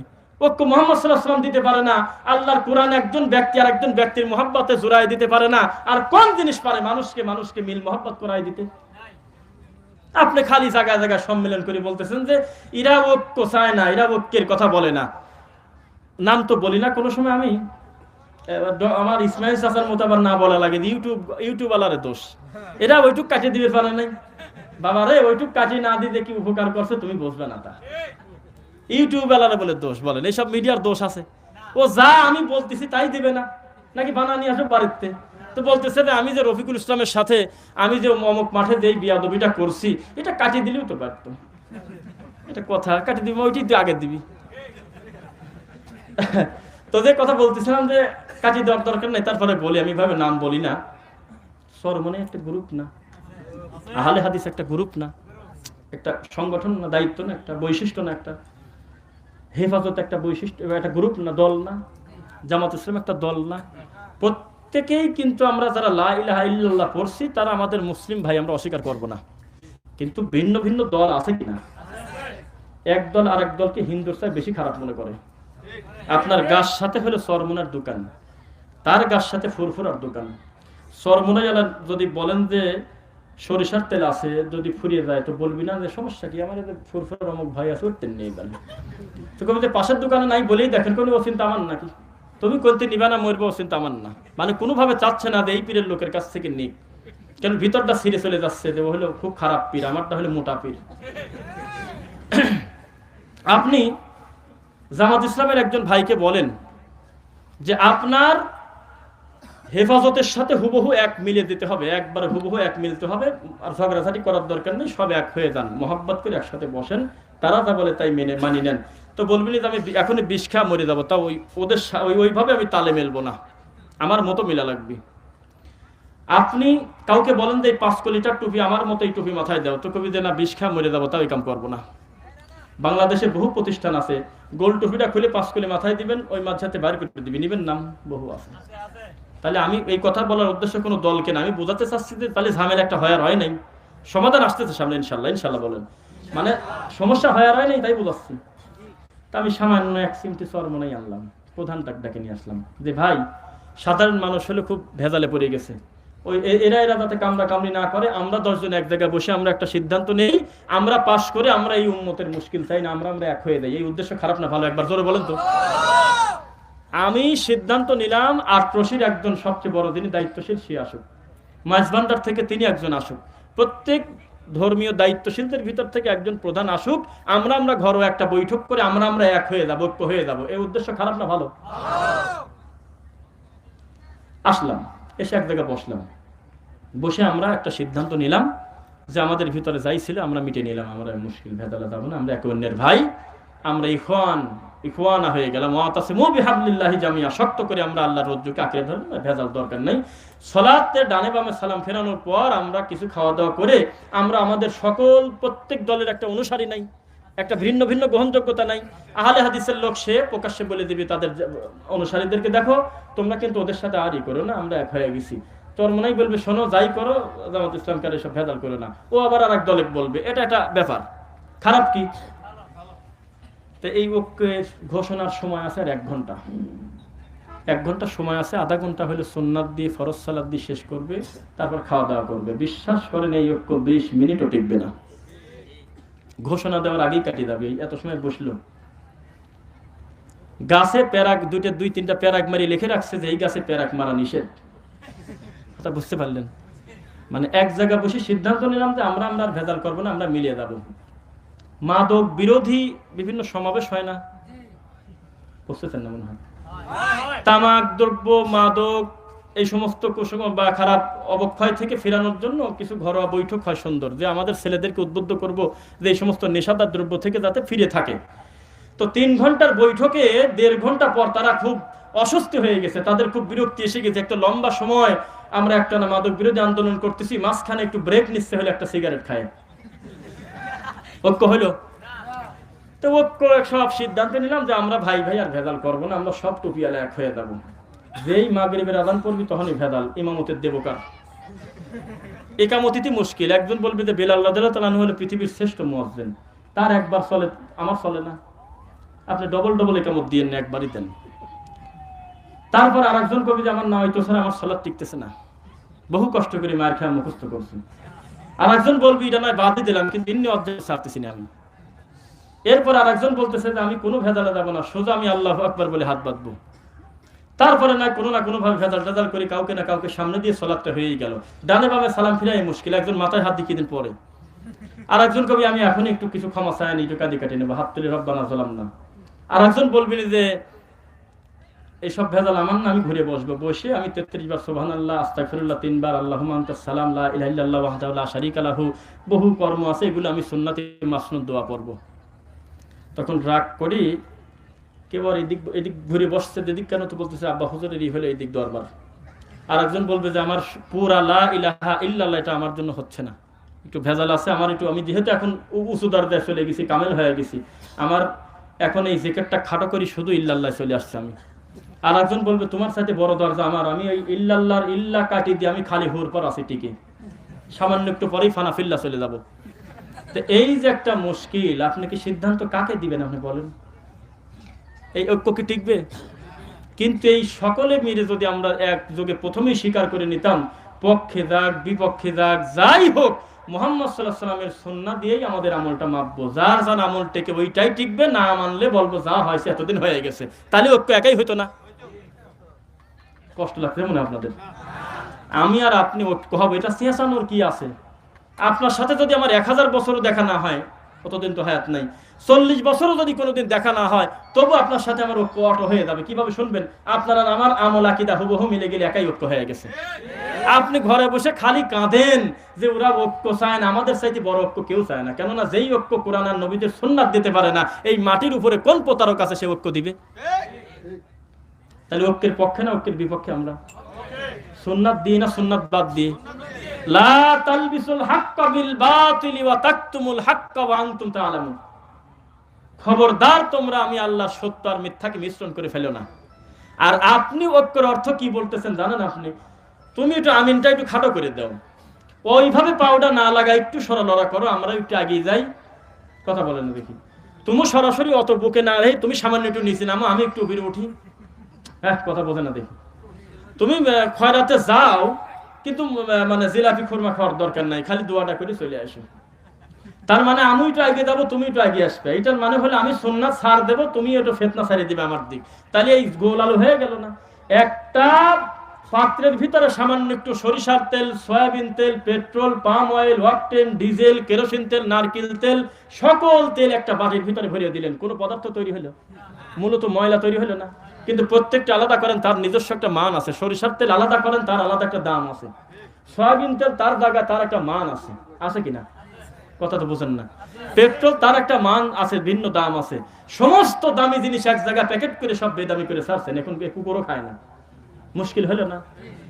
ফেরাউনের মতো থাকুক, এটা একটা ইতিহাস। আবু জেহেলের গতিতে থাকুক, ওটা একটা ইতিহাস। যারা নারকেল ফাটালো কি ধর্ম মনে করতেছে, তারা থাকুক, ওটা তাদের একটা ধর্ম। আমি মুসলমান, অন্তত আমি তো মুহাম্মদ সাল্লাল্লাহু আলাইহি ওয়াসাল্লামকে চূড়ান্ত সুন্নাতের মাপকাঠি মনে করি। তা কেন করি না? বোঝাতে পারলাম না মনে হয়। প্রত্যেকে তার জায়গায় জায়গায় অটল না? তা আমি কেন আমার সুন্নাতকে খাটো মনে করলাম? আমি কেন মুহাম্মদ সাল্লাল্লাহু আলাইহি ওয়াসাল্লামের প্রতি এত রাগ আমার?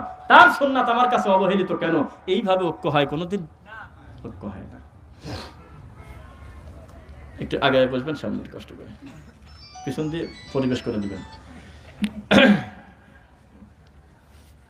আপনাদের উদ্দেশ্যে আমার আরো একটু কথা। এইসব অপবাদের জবাব দিয়ে খারাপ করতেছি মনে নাকি? কোন নাম টাম কিন্তু না, কত সুন্দর ভাবে বোঝানো হচ্ছে মনে হয়, তাই না? ওই মনে করেন যেই জিনিসগুলো আপনাকে ফেস করতে হয়, শুনতে হয়, আমি এই হৃদয়ের ভিতরে জমে থাকা দুইটা কথা আমি আমার জায়গা থেকে বলার চেষ্টা করতেছি ইনশাআল্লাহ।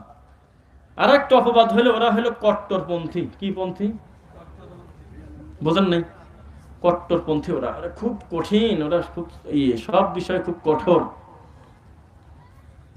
যে কয়জন মুহাম্মদ সাল্লাল্লাহু আলাইহি ওয়াসাল্লামের সঠিক সুন্নাহ মানি, এই কয়জনও যদি তোমার মতো ঠান্ডা হুজুর হয়ে যেতাম, বহু আগে এই দেশে ধর্ম বেশি খাইতো।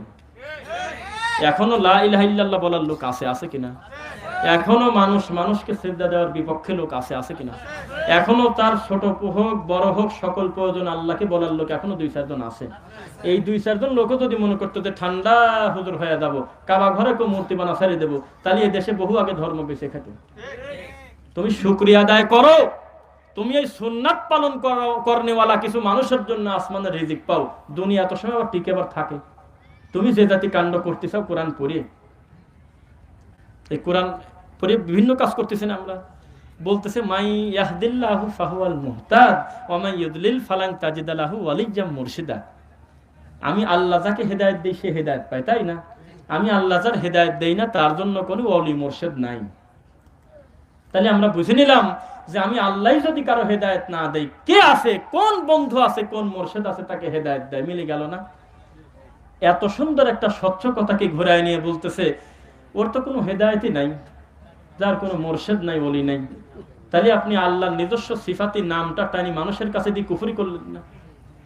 এই যদি আপনার ধর্ম প্রচারকের কাণ্ড হয়ে থাকে, তাহলে আল্লাহ আপনার মতো লোক যদি সব হয়ে যেত, এই দেশ বহু আগে ধ্বংস করে দিত না আল্লাহ বিশ্ব? এখনো পর্যন্ত দিচ্ছে না, কেননা এখনো সত্যকে সত্য বলার লোক আজও আছে, আলহামদুলিল্লাহ আছে আছে। আপনি না হয় জিলাপি নিয়ে মুহাম্মদ সাল্লাল্লাহু আলাইহি ওয়াসাল্লামের সুন্নাহকে ঢেকে রাখছেন, বুঝতে দিতে চাচ্ছেন না। কেউ না কেউ তো মানতেছে, নাকি মানতেছে না? সঠিক মানতেছে। তো যে কথা বলতেছিলাম, গালি দিতে দিতে হিদায়াত আসে, জানেন আপনি? বাবরি মসজিদের গল্প আমরা জানি না, তবে শুনি লোক মুখে, যিনি ভাঙছিলেন তিনি নাকি পরবর্তীতে ভুল বুঝে মুসলমান হয়ে নিজে আবার একটা আল্লাহর ঘর তৈরি করছে। সুবহানাল্লাহ, এটা আমরা শুনছেন আপনারা নাকি? তা আমরাও এটা বিশ্বাসী, যারা আমাদেরকে গালি দিচ্ছে, যারা আপনাকে অপছন্দ করতেছে, রাসূলের সুন্নাহর উপরে ব্যঙ্গ করতেছে, আমরা আশা করি আল্লাহ তাকেও হেদায়েত দিতে পারেন ইনশাআল্লাহ। যদি এই বুঝটা আসে যে গালিটা দিলাম, এদের ব্যাপারটা কি, কাদের গালি দিলাম, কিছু বুঝতে আল্লাহ দিতেও পারেন কিনা? আল্লাহকে আমরা ভয় করি কি করি না? পরীক্ষার টেনশনে বই নিয়ে বসার সময় পাচ্ছেন না। জাহান্নামের আযাবের ভয়ে লোকটা আল্লাহর ঘরেই ঢোকে না, ভয়তে হইলো। এটা কি ভয় হইলো? আল্লাহর ভয় আল্লাহর কাছেই বেশি দেওয়া লাগবে না, আল্লাহর কাছেই আরো বেশি দিতে হবে। আল্লাহর কাছে যেতে হলে একটা মাধ্যম আছে, সেই মাধ্যমটা কি? আল্লাহর কোরআন মাজিদ এবং রাসূল সাল্লাল্লাহু আলাইহি ওয়াসাল্লামের সুন্নাহ, রাসূলের অনুসরণ আছে কিনা? এই দুইটা জিনিস লাগবে না? তাহলে আপনি যে আল্লাহকে ভয় পান তার দলিল হলো আপনি কোরআন আর হাদিস মানেন, আলহামদুলিল্লাহ। আরে কপাল, এত ক্লিয়ার করে বলার পরেও কেন যে কানে যায় না এখন মানুষ বসতেছে? কেন না আমরা বারবার বলি যে আপনার আমলটা ভুল, এইটা আমরা বলি না। আমরা বলতেছি মুহাম্মদ সাল্লাল্লাহু আলাইহি ওয়াসাল্লামের সুন্নাহর দিকে আসেন, দেখেন সুন্নাহটা কি বলে, তাও বোঝে না। তাহলে কোনো না কোনো ভাবে আপনি যেভাবে মানুষকে আল্লাহর দিকে ঠেলে দিতে চাচ্ছেন, এর চাইতে দ্রুত গতিতে মানুষের দিকে চলে যাচ্ছে, ঠেকায় দিতে চাচ্ছে একদল, জানেন আপনি? চাচ্ছে না? চাচ্ছে। দেখেন, ও এটা আচ্ছা, এখন চলে আসবে। কয়টা বাজে ঘড়িতে দেখি নাই, কয়টা বাজে? 10টা। তো যাই হোক, তাহলে আর কথা আমরা বেশি সময় বলতে পারবো না হয়তো। ইনশাআল্লাহ আমাদের প্রধান অতিথি চলে আসছেন, আলহামদুলিল্লাহ। এই ব্যাপারে আমরা দুইটা কথা বলি। আচ্ছা, সালাতুর রাসূল সাল্লাল্লাহু আলাইহি ওয়াসাল্লাম, এই বইটা আপনাকে ঘামায়, এই বইটা আপনাকে সালাত সঠিকভাবে রাসূলের পন্থায় আদায় করার পরিবেশ করে দেয় নাই লাখো কোটি মানুষকে। আমাকে যদি কেউ আমাদের বুঝমান বা সহিহ আকীদার বুঝ আছে বা দিন ধর্ম নিতে পারে বা ব্রেনটা এখনো কেউ ওয়াশ করে নাই, সে যদি বলে যে সঠিক সালাতটা কোন ভাবে পড়বো, তাকে আমি সালাতুর রাসূলের পরামর্শ দেই। আর কেউ যদি বলে যে কেউ যদি কাউকে হাদিয়া দিতে চায় কোনো আলেমকে, তাহলে আমি জাল হাদিসের কবলে রাসূলুল্লাহ সালাত দেই। কেননা ওখানে পজিটিভও আছে, নেগেটিভটাও আছে। ও কোন যুক্তিতে সুন্নাহটা অমান্য করবে, সেই যুক্তি কেন ভুল সেটাও দেওয়া আছে জাল হাদিসের কবলে রাসূলুল্লাহ সালাত। কথা কি বুঝতে পারলেন? সুতরাং মানুষের উপরে রাগ থাকতে পারে কিনা? রাগ থাকতে পারে না? মানুষের উপরে মানুষের রাগ থাকে, কিন্তু সুন্নাহর উপরে রাগ, মানে বইয়ের উপরে রাগ থাকে না, তা কি জানেন? এই জন্য লেখনী মানুষকে আজীবন বাঁচিয়ে রাখে। আজ যদি ইউটিউব কোম্পানি, ফেসবুক কোম্পানি যদি মনে করে বাঁচি সকল ওয়াজ আমি বন্ধ করে দেবো, পারে না? সব তার নিয়ন্ত্রণে, সব তার হাতে। কিন্তু সে যদি মনে করে সকল লেখনী কোরআন মাজিদ হাদিসের বই পড়ায় দেবো, রাতারাতি নাই করে দেবো, পারবে? এই জন্য আমাদের বক্তব্যের খেদমতের পাশাপাশি আমাদের কিছু লেখনী করার দরকার। এই আলোকে আমি একটা বই লিখেছি, ইমান হারানোর ভয়াবহ কারণ। এটা হলো প্রাইমারি সেকশনের ডোজ, যে কোনো একজন বিদাতিকে, যে কোনো একজন পথহারা ব্যক্তিকে দিলে রাতারাতি আপনার উপর রাগ করবে না, কেননা ওখানে কোনো দল মতের কথা উল্লেখ নাই, আছে ইমান হারানোর ভয়াবহ কারণ। এই 10টা কারণ আমি সেইভাবে সিরিয়াল করে সাজাইছি সাবলীলভাবে, প্রত্যেকটা পৃষ্ঠায় পৃষ্ঠায় খালি কথায় কথায় কোরআন এবং সহিহ হাদিসের রেফারেন্স দিয়ে গোটা বইটা আমি সাজিয়েছি আলহামদুলিল্লাহ। তো যেহেতু আমরা এখন আর কথা লম্বা করতে চাচ্ছি না, বইটা আছে এখানে আর কি, এখন সময় দেওয়াও তো মুশকিল, যার লাগবে বইটা আপনারা নিজ দায়িত্বে নিতে পারবেন ইনশাল্লাহ। আর আগামীকালকে লম্বা সফর না থাকলে আপনাদের চাইতে বেশি আগ্রহ নিয়ে আমি কাছে বসে বড় ভাই ডক্টর মুজাফফর বিন মহসিন হাফিজাহুল্লাহর বক্তব্য গোটাটা শুনতে চাচ্ছিলাম, এটা মনে ছিল। তবে কেন জানি মনে হচ্ছে যে আবার ঘুমটাও বড় জরুরি, তাছাড়া আগামীকালকে প্রোগ্রামের বিষয়টা হলো ব্যাপার। তো যে কথা বলতেছিলাম, আল্লাহ সুবহানাহু ওয়া তাআলাকে আমরা সন্তুষ্টি করব মুহাম্মদ সাল্লাল্লাহু আলাইহি ওয়াসাল্লামের চূড়ান্ত সুন্নাহ দিয়ে, কি বলেন? ইসমাইল হোক আর একজন হোক, আমরা কোনো ব্যক্তির শত্রু না। মেন্টাল সাজিয়ে গেছে, এক জালসা বন্ধ করতে যায়, জায়গায় জায়গায় পাকশাট পারি ঘুরি, শেষ পর্যন্ত বলতেছে স্লিপ অফ টাং। বুঝেন নাই কথা? এই একই ব্যক্তি ডক্টর মুজাফফর বিন মহসিন হাফিজাহুল্লাহকে গত বছর মাহফিলে তাকে আপনার আপত্তিকর বা খারাপ ব্যবহার করছে, করেন কি নাই? এই একই গ্রুপের ঠাকুররা বগুড়াতে আহমদুল্লাহ তিশারি হাফিজাহুল্লাহকে বেইজ্জত করার চেষ্টা করছে কিনা? শেষ পর্যন্ত মানে কোটি কোটি টাকা চুরি করছে, অসুবিধা নাই, বদলা চুরি করে ধরা খেয়ে গেছে। মানে বড় বড় আমাদের উস্তাদদের কাছে খুব একটা বড় জায়গায় পড়ে নাই, তাদের হাতে তো এত সময় নেই, তা শেষ পর্যন্ত তাদের ছাত্রদের কাছে আমার মতো একটা লোকের কাছে পরি পাগল সেজে গেছে। কম বিপদে পড়ে কুল ক্ষমা চায়, আবার মনে রাখেন একুল সাধারণ বিগড়ে দেওয়া পাগল না, একুল পাগলের পর পিএইচডি করা। কথা বলতে নেই মনে হয়। ধর্ম বলতেই কোন ওই লোকটা খালি জিয়ারত আর খুরমা বোঝে, তা কি জানেন আপনি? ধর্ম বলতেই খালি ফরজ নামাজের পর মোনাজাত বোঝে সেই লোকও এত সহজে ক্ষমা চাওয়া যায় নাও, ওই কান মাথা শেষ করে দিয়েছেন আপনারা প্রবাসীরা। রফিকুল ইসলাম বিন সাইদের কাছে ক্ষমা চাও, ডক্টর মুজাফফর বিন মহসিনের কাছে ক্ষমা চাও। এইভাবে তোমার কাজটা ঠিক হয় নাই, তুমি একটা রানিং প্রোগ্রামে তুমি এইভাবে বাধা দিতে গেলে কেন? তুমি নিজে 5টা ভালো কথা বলো। কম বিপদে পড়ে আবার ভিডিওতে বলতেছে না যে আমার স্লিপ অফ টাং হয়েছে। আমি বুড়া মানুষ, ভুল তো করতেই পারি, আমাদের মনও এত ছোট না, আমরা আল্লাহর রাস্তায় তোমাকে মাফ করে দিলাম। এখন তুমি তোমার ইমানের সাথে আদৌ তুমি মানে সত্যটা রাখতে পারবে কিনা সেটা তুমি দেখো। বুঝতে পারলেন? তাহলে আমি কি মূলত উপকার করতেছি না ক্ষতি করতেছি? আপনি বলেন তো একবার। ওখানে যদি আমি বলতাম আমার সোনার সাথ সভাপতি, আমি তো এটা কাজ নাকি, আমি এরকম কাজ করলাম, কথা ঘুরিয়ে নিলাম আমি, তাহলে আমি কিন্তু জোকার শাস্তাম, জানেন আসলে। আমি সত্যের উপর অবিচল থেকে একটু দেরিতে হলেও ফলটা আমি খুব ভালোভাবে পেলাম আলহামদুলিল্লাহ। আর আমি কিন্তু আমার নিজস্ব উপকার করি নাই, আল্লাহ সাক্ষী। আমার এই ইসমাইল সাহেবের এক থাপ্পড়ের কারণে 1 বছর মাঠে দাওয়াত দিয়ে যত মানুষ আমার দিনের দাওয়াতটা বা ভালো 5টা কথা শোনে নাই, এই জালসা থামায় একটা ভিডিও, একটা অংশ লাখো লাখো কোটি কোটি মানুষের ঘরে পৌঁছে গেছে। তারা অন্তত চিন্তা নিল ব্যাপারটা কি, ঘটনাটা কি। নামাজের পরে মুনাজাত ছাড়াও কি আবার নামাজ হয়? অন্তত এই চিন্তাটা তো মাথায় গেল, তাহলে কোনো ক্ষতি হয় নাই খুব একটা। দোয়া করেন মাঝে মাঝে 2-4টি থাপড় সাপড় দিয়ে নিজের ভুলটা মানুষের কাছে প্রকাশ করুক, আর আমাদের মুখ দিয়ে সুন্নাতে এই কথাটা আরো বেশি মানুষকে ঘামায় দিক ইনশাআল্লাহ। এখন ডক্টর মুজাফফর বিন মহসিন, ডক্টর আহমদুল্লাহ তিশালি, রফিকুল ইসলাম বিন সাইদ, তারপরে আরো যারা রয়েছে তাদের সাথে বিয়াদবি তো দূরের কথা, এখন কোন আলেমকে সঠিক দিনের 5টা কথা বলতে বাধা দেওয়া তো বহু দূরের কথা, ও একেবারে পাগল সেজে যাবে ইনশাআল্লাহ।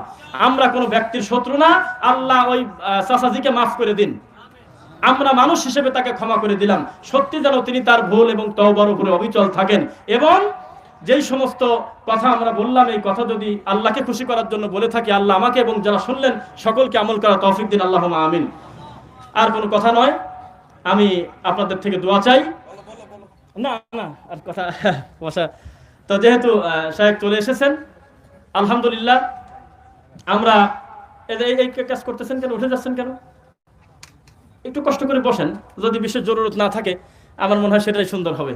আমি কিন্তু বলছি এই কথাটা যদি মিথ্যা বলি, আল্লাহ দুনিয়ার ক্যামেরা যেমন ধরা পড়তেছে, বিচারের মাঠেও তুমি ধরা দিয়ে দিও আমাকে। সেটা কি, আপনার চাইতে বেশি গুরুত্ব নিয়ে আমার এখন পর্যন্ত অন্তরটা চাচ্ছে শায়েকের পাশে বসে গুরুত্ব দিয়ে গোটা প্রোগ্রামটা আমি শুনবো ইনশাআল্লাহ। আর আপনি এত দ্রুত বিরক্তি আনলে আপনি আপনার নিজেকে খাটো করতেছেন বলে আমি মনে করি। কথা কি বুঝতে পারলেন? সঠিক দাওয়াতে যত বাধা আসবে কাজ তত বেশি হবে না কমবে? আল্লাহর কসম, ইসমাইল সাহেব আমার প্রোগ্রামটা এইরকম করে থাবা দেওয়ার আগে ওই টাঙ্গাইলে মাহফিল ছিল মাত্র 2টা, এখন 9টা। কয়টা? তাহলে মানুষ কি আমাদের মানে ক্ষতি করতে চায়, ক্ষতি করতে পারতেছে না। দিনের দাওয়াতটা ঝাঁকি দিয়ে আতরের বোতল খসায় দিচ্ছে কোনটা। আমি বারবার বলেছি, আমি আমার সাথে প্রথম যেদিন শায়েখের কথা হয় সেদিন আমাকে বলতেছে, রফিক দরদ মাখা ডাক নিয়ে যে তুমি তোমার মতোই থাকো, কোনো কারেকশন নাই। আলহামদুলিল্লাহ, ঠান্ডা হুজুরের বিরুদ্ধে কথা বলি, কার বিরুদ্ধে কথা বলি? এটা কি কোনো ব্যক্তি হলো নাকি? বারবার বলতেছি তুমি সুন্নাতকে ছোটখাটো বললে কেন, এটাই আমার খারাপ কষ্ট লাগে। তুমি সবাইকেই যদি বলো যে এই ব্যাপারটা তুমি একটু নিচে নামিয়ে আসো, এত শক্ত করে বলা লাগে না, এই কথা বললে কোনোদিন সিদ্ধান্ত নেয়। আপনি আমাকে একটা প্রশ্ন জিজ্ঞাসা করলেন, আমি বললাম বাবা এটাও ঠিক ওটাও ঠিক, তাহলে বাড়িতে যাওয়ার সময় আপনি সিদ্ধান্ত নেবেন কোনটার, আগেরটা না পরেরটা? তাহলে একদল বেজার হলো কি কোন ঠাকুর কি বললো, অন্তত আমি সত্যটা বলি চলে যাই, ভেজাল কমলো না।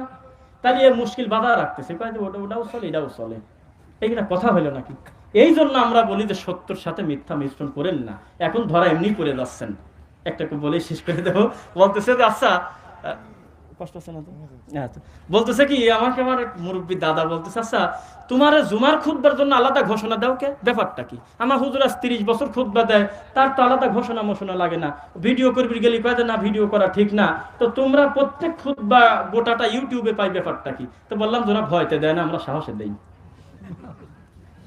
কেননা ও চাচ্ছে না যে আমার এই আব্দুল কাদের জিলানির মার বড়ই খাওয়ার গল্প, বাপের বড়ই খাওয়ার গল্পটা মানুষ ইউটিউবে দেখে ফেলাক।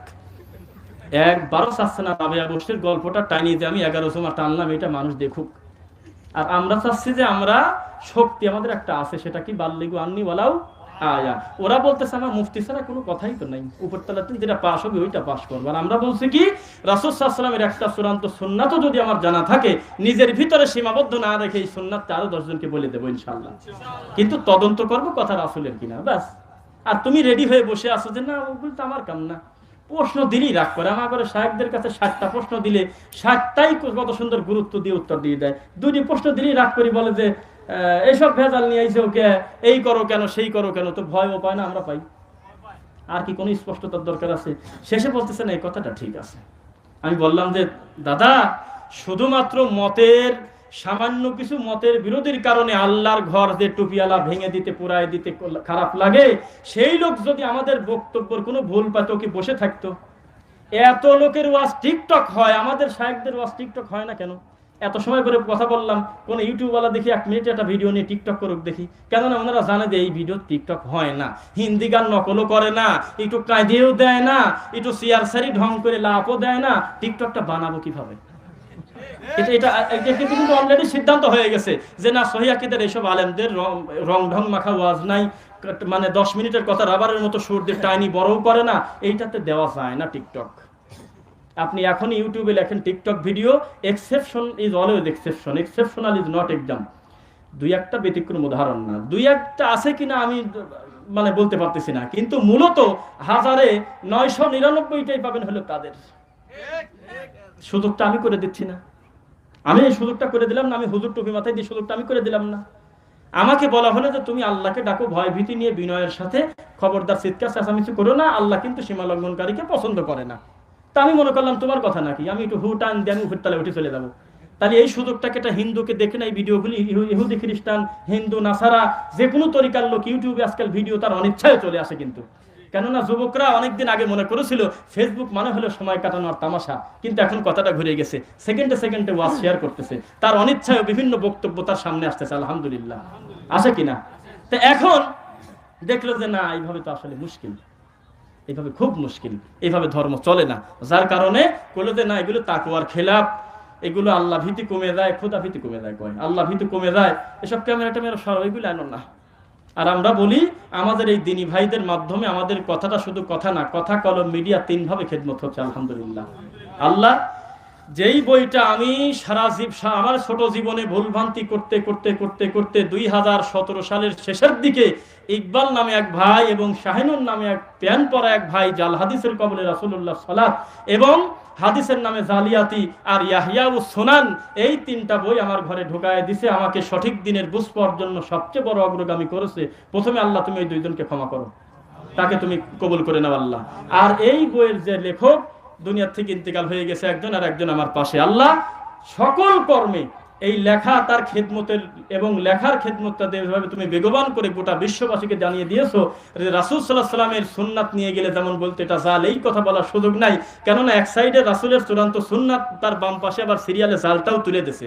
এটা কেন জাল, এই কথাটা বলার সুযোগ আমরা পাচ্ছি জাল হাদিসের কবলে রাসূলুল্লাহ সাল্লাতের মাধ্যমে, ঠিক কিনা? আল্লাহর ঘরে বই দিলেই আমি জাল হাদিসের কবলে রাসূলুল্লাহ সাল্লাত দেই, আর একটা কথারা লোকের সাধারণ সালাতুর রাসূল দিয়ে দেই। কেননা ওর মাথায় এখনো পোকা ঢোকে নেই, ও পরে কি আমল করে। আর ওই হুজুর তো বহু প্রশ্ন আনবিনি, এই জন্য জাল হাদিসের কবলে আবার নেগেটিভটাও তুলে দেওয়া আছে, যে এই কেন এটা ভুল, এই ভুলটাও দেওয়া আছে। আলহামদুলিল্লাহ, আল্লাহ যে কথাগুলো বললাম এই কথার ভিতরে আমি মানুষ, আমার কোনো ভুল হলে তুমি ক্ষমা করে দাও আল্লাহ। আল্লাহ আমাকে তুমি দিনের বিষয়ে আরো অগ্রগামী হয়ে আরো যেন দিন শিখতে পারি, এই বিনয়ী এবং এই তাকেও আমার ভিতরে তুমি অর্জন করার তৌফিক দাও আল্লাহ। আর কোনো কথা নয়, ধৈর্য সহকারে একটু নড়াচড়া করবেন না ইনশাল্লাহ, খুব লম্বা সময় নয়। আমরা যে যেখানে আসি, অন্য দিনী ভাই যারা ভিতর দিয়ে ঢুকবে তাদেরকে একটু পরিবেশ করে দিবেন, কোনো হই হুল্লা করবেন না ইনশাল্লাহ। আল্লাহ আমাদের সকলকে ক্ষমা করুন।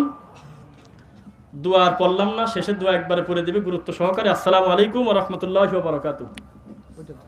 এটা কোনটা? এটা ধন্যবাদ শ্রদ্ধেয় আলোচককে।